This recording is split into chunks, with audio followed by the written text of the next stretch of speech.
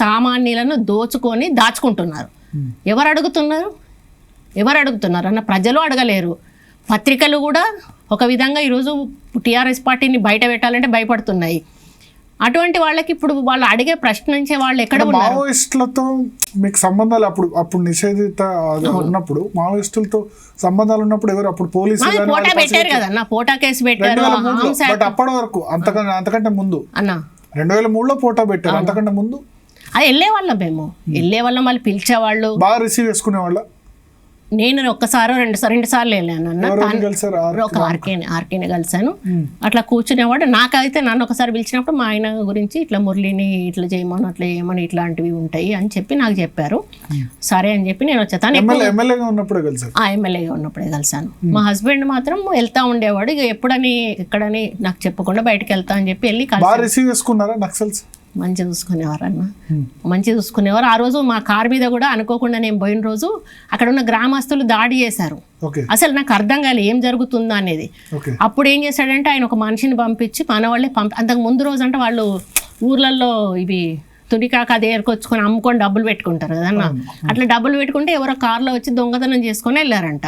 మళ్ళీ కారు వచ్చే వరకు అట్లాంటి వాళ్ళే వచ్చారనుకొని మా కారు మీద దాడి చేశారు. ఇంకా నేను ఎక్కలేదు, ఈయన దగ్గర నుంచి పోతుంటే మళ్ళీ వాళ్ళ మనుషులను వాళ్ళని పంపించరండి అంటే వాళ్ళ దగ్గరికి వచ్చి జనాలకి మనవాళ్ళు అని చెప్పగానే వాళ్ళు ఎటోళ్ళు అటు వెళ్ళిపోయినారు. మళ్ళీ నేను కారు ఎక్కి ఇంటికి వచ్చేసాను. కానీ మీరు మావోయిస్టులతో సాన్నిహిత్యాన్ని దుర్వినియోగం చేసి ఎర్రబెల్లి దయాకర్ రావుని చంపేందుకు కుట్ర చేశారు.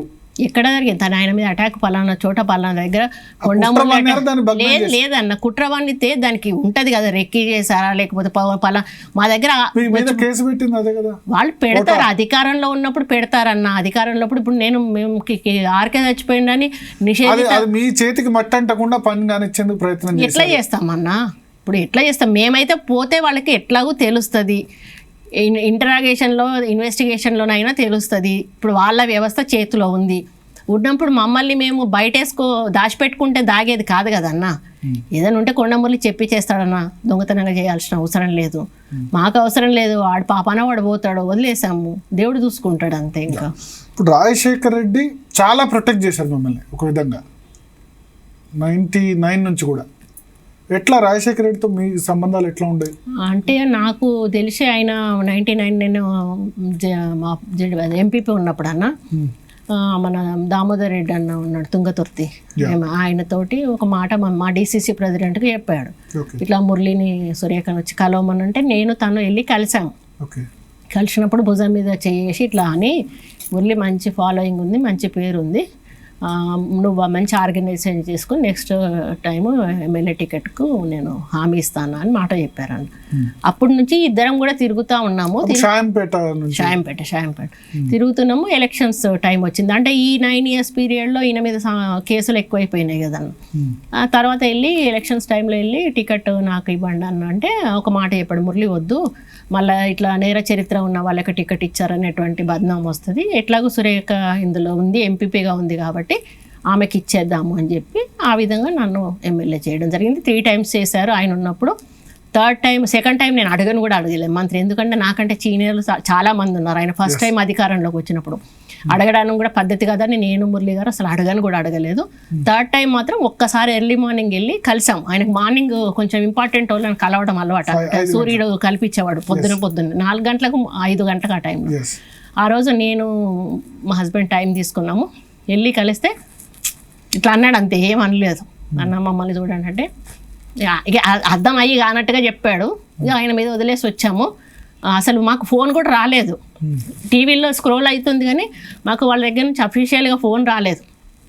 ఇక మనకు తెలిసిన వాళ్ళందరూ ఉండి లేదు మీరు బయలుదేరండి, మీరు మధ్యలోకి వచ్చే వరకైనా ఫోన్ వస్తుందంటే నాకు జనగామ భువనగిరి ఆ మధ్యలో వచ్చినప్పుడు ఫోన్ అఫీషియల్గా వచ్చింది, ప్రమాణ స్వీకారం చేశాను. కానీ ఆయన ఉంటే ఒక 5 సంవత్సరాలు ఆయన మంత్రివర్గంలో పనిచేస్తుంటే నాకు సంతృప్తి ఉండేది. అదొకటి మాత్రం నాకు నిరాశగానే నా జీవితంలో, రాజకీయ జీవితంలో మిగిలిపోయిందని చెప్తాను. బట్ అంటే ఫస్ట్ టర్మ్లో మీకున్నప్పుడు కూడా కాంగ్రెస్ లీడర్స్తో, పొన్నాల లక్ష్మితో, గండ్ర వెంకటరమణారెడ్డితో వీళ్ళందరితో డిఫరెన్స్ వాళ్ళు ఇప్పుడు కాపు అనే ఫీలింగ్లో లక్ష్మయ్య గారు మమ్మల్ని అపోజ్ చేసేవాళ్ళు అన్న. ఇక రమణారెడ్డి ఏమో ఆయన ఒక ప్రెసిడెంట్గా ఉండి మమ్మల్ని అనగదు. ఇప్పుడు కాంగ్రెస్లో అప్పుడు అట్లా ఉండే అన్న. అయినా కూడా రాజశేఖర రెడ్డి గారు గుంజుకొచ్చారు, ఇప్పుడు గుంజుకొచ్చారు మళ్ళీ సేమ్ అటువంటి లీడర్ మళ్ళీ ఈరోజు రేవంత్ రెడ్డి గారు వచ్చారు. ఇప్పుడు ఆయనకు ఉన్న రాజశేఖర రెడ్డి అంత ఇమేజ్ వస్తుందా రేవంత్ రెడ్డికి? అంటే అప్పట్లో ఆయనకున్నంత ఇప్పట్లో ఈయనకున్నంత సమానమే అని చెప్పొచ్చు అన్న. ఇప్పుడు దాంట్లో ఎక్కడ కూడా తేడా లేదు. ఇప్పుడు ఆయనకున్నంత రాజశేఖర రెడ్డిలో ఉన్న లక్షణాలు ఉన్నాయా రేవంత్ రెడ్డికి? లక్షణాలు అనేవి ఇంకా మేము స్టడీ చేయలేదు కానీ ఉండాలని కోరుకుంటాం. కలుపుకుపోతారు, ఉండాలని కూడా కోరుకుంటాం. ఎందుకంటే ఆ లక్షణాలు ఉంటేనే రేపు పార్టీ రాణించగలుగుతుంది, ప్రభుత్వంలోకి రాగలుగుతాము, మళ్ళీ అధికారంలోకి వస్తే మన ప్రజలకు న్యాయం చేయగలుగుతాం. ఎందుకంటే ఈ టీఆర్ఎస్ పాలనలో తెలంగాణ సోనియమ్మ ఇచ్చింది కేవలం దొరలకు అంకితమైంది. మేము ఏ లక్ష్యంతో అయితే ఇచ్చామో ఆ లక్ష్యం నెరవేరలేదు, ప్రజలకు కూడా అర్థమైంది. కాబట్టి మళ్ళీ కాంగ్రెస్ పార్టీ వస్తేనే తెలంగాణ ఏ ఆలోచనతోటి ఇచ్చిందో అవన్నీ కూడా అమలు అయ్యే అవకాశం ఉంటుందని ఫస్ట్ టర్మ్ లో మీకు వీళ్ళ నుంచి ఇబ్బంది పెట్టిన రాజశేఖర రెడ్డి అభయం ఇచ్చారా? జిల్లాలో మీకు చాలా ఆయన అంటే మేము ఎప్పుడు వెళ్ళకపోయేదన్న ఆయన దగ్గరికి. మాకు ప్రాబ్లం వచ్చినా మేము సైలెంట్ గానే ఉండేవాళ్ళం. ఈ 3 టర్మ్స్ కూడా మేము మామూలుగా 2004 నుంచి 2009 మధ్య విపరీతంగా సంపాదించారు మీరు. లేదన్న ఆ టైంలో రెచ్చిపోయారు. వరంగల్లో భూ కబ్జాలు మాక్సిమం చేసి స్టార్టింగ్ లో చెప్పినప్పుడే ఆ మాట అన్నాను నేను. ఆ టైంలో మేము సంపాదించుకోవాలనుకుంటే 1000 కోట్ల రూపాయలు సంపాదించుకునే వాళ్ళం. ఈ రోజు 100 కోట్లు 100 కోట్లు 1000 కోట్లు కాదన్నా, మేము అసలు 100 కోట్లు కూడా 100 రూపాయలు కూడా సంపాదించుకోలేదు. పేరు సంపాదించుకున్నాం, పబ్లిక్ లో మంచి పేరు సంపాదించుకున్నాం అంతే తప్పితే ఏ రోజు కూడా మేము డబ్బుకు ఆశపడలేదు. మేము జనాలకి ఇచ్చినాం కానీ ఎప్పుడు కూడా పబ్లిక్ నుంచి కానీ లేకపోతే ప్రభుత్వ ల్యాండ్లు ఆక్రమించుకుందామా, బాన్ ల్యాండ్ తీసుకుందామా, వీళ్ళు ఎప్పుడు కూడా అట్లా ఆలోచిస్తాం. హైదరాబాద్లో ఎక్కడ పడితే అక్కడ ఉండేటిన. ఈ రోజు హైదరాబాద్లో మాకు ఒక ఇల్లు తప్పితే ఇంకేమన్నా ఉన్నది అని మీరు ప్రూవ్ చేయండి. వరంగల్లో మాకు ఉన్న ల్యాండ్సే కదన్నా, కొత్తగా ఏం లేవు కదా. మంచినీరులో ఉన్న ల్యాండ్సే ఉన్నాయి. అక్కడనే మేము నయంకి మాకు సంబంధమే లేదు. అసలు వాడు ఎవడో కూడా ఎన్కౌంటర్ అయిందాక కూడా మాకు తెలియదన్న వాస్తవం. నయం ల్యాండ్స్ బినామీ పేరు మీద అస్సలు లేవు. 100% కాదు, 1000% చెప్తా నేను. మాకు నయంకు ఎటువంటి అసలు నయం పేరు కూడా మేము ఎప్పుడు ఏం లేదు. ఎన్కౌంటర్ ఆ టైంలో అందులో వచ్చింది తప్పితే మాకు అసలు ఎటువంటి కనెక్షన్ లేదు. కానీ మంత్రి పదవి 3 నెలల ముచ్చట కాదు, 3 నెలల ముచ్చట అయిపోయింది కొండా సురేఖకు. అంటే అది ఒకటి చెప్పాలన్నా, అసెంబ్లీ అయిపోయిన తెల్లారే కదా ఆయన చనిపోయింది. అసెంబ్లీ అయినాక ఆ రోజు అన్ని జిల్లాల నాయకులతో మీటింగ్ పెట్టారు. పెట్టి ఎస్పీని, కలెక్టర్ని ప్లస్ ఎమ్మెల్యేలను, మంత్రులను అట్లా వరంగల్ జిల్లాది కూడా పెట్టినాక మేము బయటికి వెళ్ళిపోతుంటే మురళి మీరు ఉండండి అని చెప్పి నా మమ్మల్ని ఉంచారు. వీళ్ళందరిని వెళ్ళగొట్టారు. వెళ్ళగొట్టినాక ఒక మాట అన్నాడు, మురళి ఇన్ని రోజులు నేను గుర్తించలేదు, నీకు ఎటువంటి అవకాశం ఇవ్వలేదు. ఈరోజు చెప్తున్నా నేను, ఇప్పటి నుంచి వరంగల్లో కొండమురళి ఏది చెప్తే అదే రాజశేఖర రెడ్డి చేస్తాడు. నువ్వు పార్టీకి ఉపయోగపడతావు, నాకు ఉపయోగపడతావు, నీలాంటోడు ఉండాలి అని చెప్పిండు. అంటే ఇక వేరే వాళ్ళ పేర్లు కూడా తీయను, వాళ్ళని పెట్టి నేను తప్పు చేశాను అనేటువంటి మాట కూడా ఆయన చెప్పాడు. రెడ్డి నాయక్ పేరు, రెడ్డి నాయకును ఈయన ఇద్దరిని మంత్రులు చేశారు కదా, వాళ్ళు నాకు ఉపయోగపడతారు అనుకున్నా. కానీ నీలాంటి నాయకుడు, యువ నాయకుడు నాకు కావాలి. ఈ రోజు నుంచి కొండమురళి ఏది చెప్తా అది అన్నాడు. మంత్రి పదవి ఇచ్చారు కదా పొన్నాల లక్ష్మి సెకండ్ టైం కూడా. అది తర్వాత కదన్న మంత్రి పదవి అయిపోయినాక మాకు 2 months ఉన్నాం, 3 months ఉన్నాం కదా. ఆయన రేపు చనిపోతాడు అనగా ముందు రోజు పిలిచి చెప్పాడు. అంటే అప్పటి వరకు ఆయన మంత్రి, నేను మంత్రే. అయితే నాకేం డౌట్ ఉండే, సేమ్ కమ్యూనిటీ కదా, ఆయనకి ఎట్లా ఇవ్వాల్సి వస్తుంది, నాకు ఇవ్వడు కావచ్చు అని మేము అనుకున్నాం. ఇక వదిలేసుకున్నాం, ఆశ వదులుకున్నాం. అయితే డి శ్రీనివాస్ ఎప్పుడు అనేవాడు అన్నట్టు, ఆయన రాబోయి ఉంటాడు, చాలా క్లోజ్గా ఉండేవాడు. మా ఆయనను బావా అని పిలుస్తాడు అన్నట్టు. సురేఖను అదృష్టవంతురాలివి అని అన్నాడు ఒకసారి. ఎందుకు అని అన్నా, నీకు 2 కులాలు ఉన్నాయి, ఒక కులం కాకపోతే ఒక కులం అన్నాడు. నాకు అది యూజ్ అయింది రాజశేఖర రెడ్డి గారి దగ్గర. పద్మశాలి కమ్యూనిటీ నుంచి ఇచ్చినట్టుగా నాకు ఆ రోజు ఇవ్వడం జరిగింది. అప్పుడు ఇచ్చిన తర్వాత ఈ మీటింగ్ అన్నట్టు, అప్పుడు మనకు అసెంబ్లీ అయిపోయినాక ఈ మీటింగ్లో ఆ మాట అన్నారు. ఇంకా మేము అనుకున్న ఇక మా దశ తిరిగిపోయింది, ఇప్పటి నుంచి మా రాజశేఖర రెడ్డి గారు మమ్మల్ని గుర్తించారని సంతోషం పడ్డా. 24 గంటలు కూడా గడవకముందే ఆయనను కోల్పోవాల్సి వచ్చింది. బట్ రాజీనామా చేశారు వైఎస్ రాజశేఖర రెడ్డి కోసం.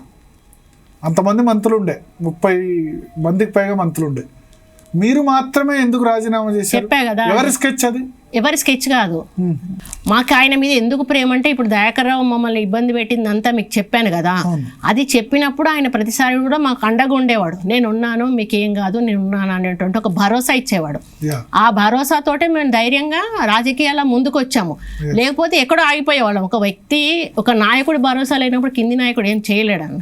ఇప్పుడు ఎంత నీకు ఉన్నా కూడా, నీకు పబ్లిక్ ఉన్నా, ప్రాపర్టీ ఉన్నా కూడా ఒక నాయకుడి భరోసా ఉండాలి. మీకంటే 2004 నుంచి 2009 మధ్యలో రాజశేఖర రెడ్డి ప్రభుత్వంలో చాలా మంది చాలా రకాలుగా బెనిఫిట్స్ పొందారు.